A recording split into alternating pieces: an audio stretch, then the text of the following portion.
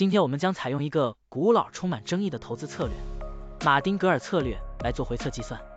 股票市场中，马丁格尔策略就是在股价下跌时增加投资，以较低的平均成本获得更多的股份，然后在股价上涨并达到盈利目标时，一次性卖出获利了结。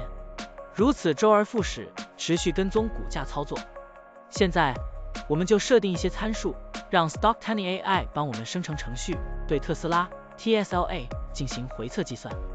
设定参数如下：最大买入次数7次，最大加仓比例 1.5 倍，每次买入股价下跌的比例 10%， 获利卖出的上涨幅度 5%。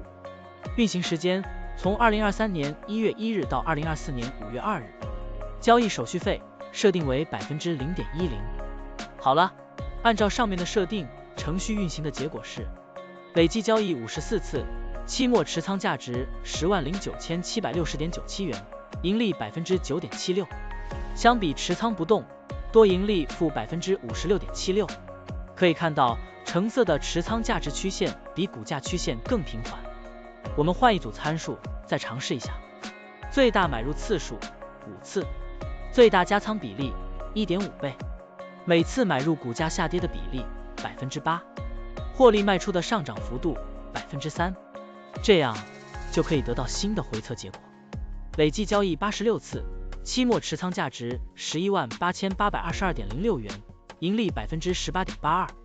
相比持仓不动，多盈利负 47.70%。股票的波动特性不一样，盈利效果就不同。参数设定不同，盈利效果也会不同。怎样找到最优的组合呢？请评论区留言，让 Stocktiny AI 来帮助你。股票调优 AI， 利用 AI 技术赋能您的股票选择与操作。本站内容不构成对任何人的投资建议，您应当基于自己的独立判断做出决策。